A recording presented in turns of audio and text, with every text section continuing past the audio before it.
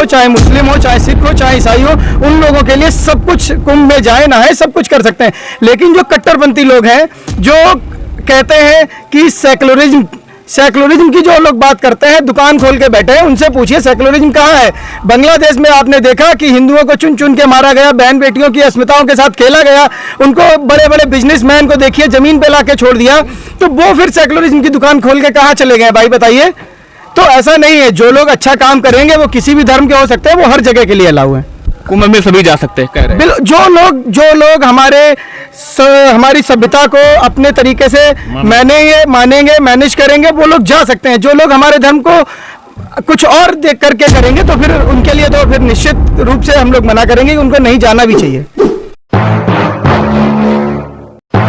दोस्तों, अभी हम जनपद फर्रुखाबाद में हैं और फर्रुखाबाद का राजनीतिक एवं सामाजिक रूप से बहुत ही बड़ा नाम रहा है। कहने का आशय यह है कि फर्रुखाबाद ऐतिहासिक है और ऐतिहासिक ही नहीं, पुरातन भी है। महाभारत काल में कंपिल जो है वो महाराजा पांचाल की राजधानी थी और 1714 में व्यवस्थित रूप से आधुनिक फर्रुखाबाद का नामांतरण करके कह सकते हैं फर्रुखाबाद नाम पड़ा। नवाब फारुखसियर के नाम पे फर्रुखाबाद का नाम पड़ा और 1714 से लेकर के अब तक फर्रुखाबाद अपनी राजनीतिक एवं सामाजिक यात्रा का साक्षी रहा है। अब राजनीतिक बदलाव की यदि बात करते हैं तो आज फर्रुखाबाद की इस धरती पर अखंड भारत सेवा दल के राष्ट्रीय अध्यक्ष माननीय मृत्युंजय पाठक जी पधार रहे हैं और लगभग 1.5 घंटे से अधिक का समय हो गया। आप लोग जानते हैं कि हम चाटुकारिता करते नहीं है और भ्रमण कर रहे हैं पूरे गांव में, वो आप क्लिप में देख सकते हैं। अब हम पॉइंट पर आते हैं, समय बहुत कम है। पाठक जी, सर्दी बहुत है, क्या कहेंगे, इस सरगर्मी का आशय क्या है, आप अपने शब्दों में बताइए। देखिए, सर्दी में जो गर्मी का आशय है वो ये है कि हमारे साथ ये जो हजारों युवा देख रहे हो, युवा साथियों का जो हमारे साथ है, इनकी ताकत से, इनकी ऊर्जा से, इनकी एनर्जी से हमारे अंदर जो गर्मी पैदा हो रही है, ये सर्दी में गर्मी का एहसास दिलाने वाली बात है। और गर्मी होनी चाहिए। हमारा परिवार है, हमारा जन्मभूमि है बहरमपुर, यहाँ मैं पैदा हुआ, बड़ा, खेला, इस मिट्टी में खेला हूँ, तो यहाँ आया हूँ, तो यहाँ के लोगों का जो प्रेम मिला है, हमारे परिवार के लोगों ने जो मुझे प्रेम से मुझे ऐसा लगा कि मैं कहाँ आ गया हूँ। तो ये जो प्रेम है अब हमारे सब लोगों का, यहाँ पे हमारे बाबा हैं, चाचा हैं, हमारे भाई हैं, हमारे परिवार के सब लोग हैं, इन लोगों ने जो एक स्नेह दिया, वो देख के मुझे ऐसा लगा कि नहीं, एक सर्दी में गर्मी भूल जानी चाहिए। और पूरे गांव में हम घर घर में गए, सबसे आशीर्वाद लिया और अखंड भारत सेवा दल ने ठाना है कि फर्रुखाबाद में बहुत सारी जिला पंचायतों में हमारे जिला पंचायत भी लड़ेंगे, बहुत सारे गाँव में ग्राम प्रधान भी लड़ रहे हैं और फर्रुखाबाद ही नहीं, कानपुर, लखनऊ, बाराबंकी, बहुत सारे एरिया में हमारे लोग अखंड भारत सेवा दल समर्थित प्रत्याशी लड़ रहे हैं। और अखंड भारत बनाने का, हिंदू राष्ट्र बनाने का जो संकल्प हमारे संगठन ने लिया है, जैसे हमारे माननीय प्रधानमंत्री नरेंद्र मोदी जी का सपना है विकसित भारत बनाने का, हमारे योगी जी का सपना है विकसित उत्तर प्रदेश बनाने का, उन्हीं सपनों के साथ उनसे हम एक प्रेरणा लेके आज बहरमपुर को विकसित बहरमपुर बनाने के लिए आगे निकले हैं। आदेश मिला है कि बहरमपुर को एक ऐसा गांव बनाना है जो पूरे जिले ही नहीं, पूरे उत्तर प्रदेश में बहरमपुर का नाम जाना जाए और इसमें बहुत सारी सुविधाएं हों कि यहाँ के हमारे लोगों को, हमारे भाइयों को, हमारी माताओं को, हमारी बहनों को बहरमपुर से बाहर ना जाना पड़े। तो उन सारी सुविधाओं को हम बहुत आसानी से यहाँ पे लाएंगे, इसको विकसित करेंगे और माननीय प्रधानमंत्री मोदी जी के हाथों को मजबूत बनाएंगे। जब गांव विकसित होगा, फिर जिला विकसित होगा, फिर प्रदेश विकसित होकर विकसित भारत का निर्माण होगा। तो उन सबके साथ से हम विकसित भारत का निर्माण करने के लिए आगे निकले हैं और ऐसे ही कार्य करते रहेंगे। राजनीतिक रूप से सक्रियता आपकी बड़ी है, गांव में विकास भी कार्य हो रहे हैं, भी देखा है, कैमरा झूठ नहीं बोलता है। आपके संगठन की बात करते हैं, अखंड भारत सेवा दल, हिंदू राष्ट्र की परिकल्पना के बारे में कई बार हमने आपसे प्रश्न किए हैं। आज हम उसी प्रश्न को फिर से दोहराते हैं नए सिरे से। हिंदू राष्ट्र का आशय क्या है? कुछ लोग छूट जाएंगे या सम्मिलित रूप में पूरे भारत का विकास होगा? क्या कहना चाहेंगे आप? देखिए, भारत के बहुत ही प्रतिष्ठित चैनलों पे बैठ के मैंने कहा है, आप यूट्यूब पे जाके और टीवी चैनल पे जाके आप देख सकते हैं, मैंने बहुत सारे नेशनल टीवी चैनल पे भी बताया है कि हिंदू राष्ट्र का मतलब किसी को छोड़ना नहीं है। हिंदू कोई धर्म नहीं है, हिंदू एक सभ्यता है। धर्म हमारा सनातन है जो बहुत पुराना धर्म है। हिंदू सभ्यता है, उस सभ्यता में हिंदू, मुस्लिम, सिख, ईसाई सभी आते हैं।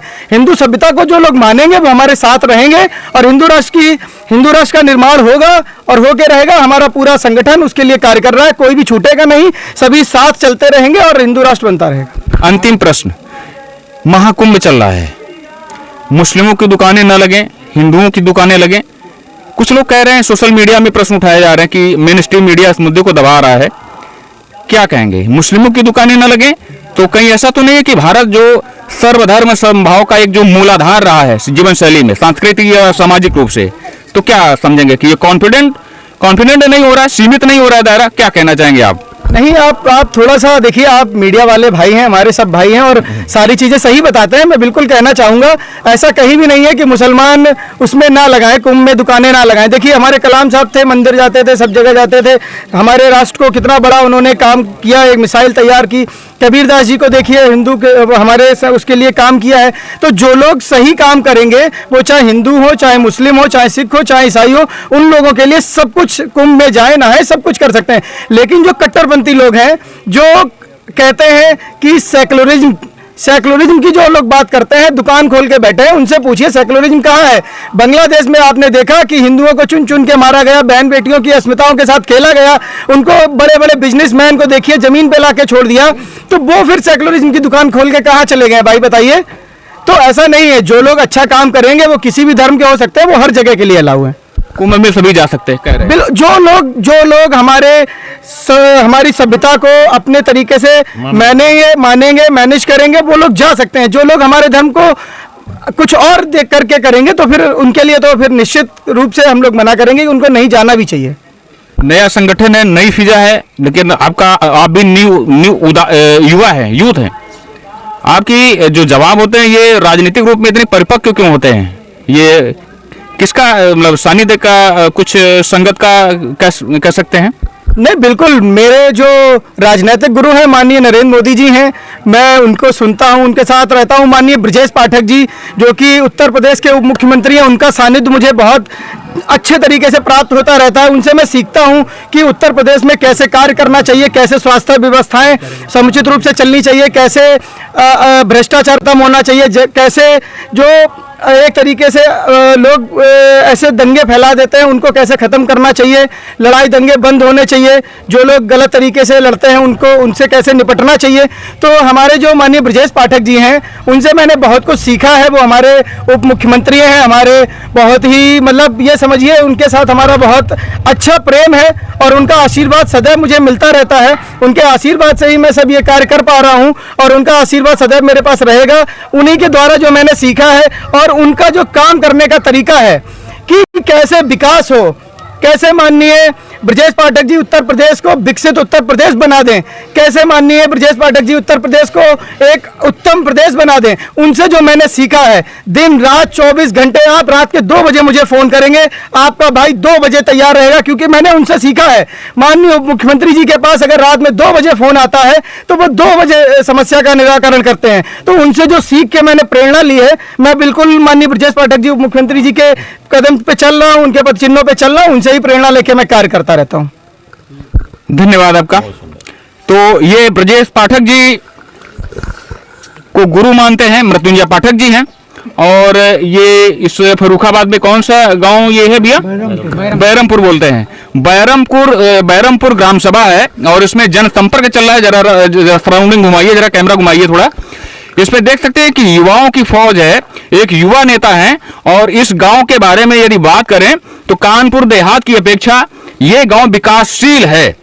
अब इसके आगे की जो परतें हैं, विकास का पैमाना क्या है, विकास के अंदर की गुत्थी कहां, क्या असलियत है, क्या बनावट है, तो ये चीजें जो है ये बात की हो जाती है। परंतु फिलहाल जो वर्तमान में दिख रहा है वो ये है कि एक युवा नेता के तौर पर जन जन से जो संपर्क अभियान चल रहा है वो प्रशंसनीय कहा जाएगा, वो राजनीतिक रूप में विचारधारा कोई भी हो। तो आप लोग निरंतर बने रहिए हमारे YouTube प्लेटफॉर्म में और यूं ही देखते रहिए और कमेंट भी करते रहिए।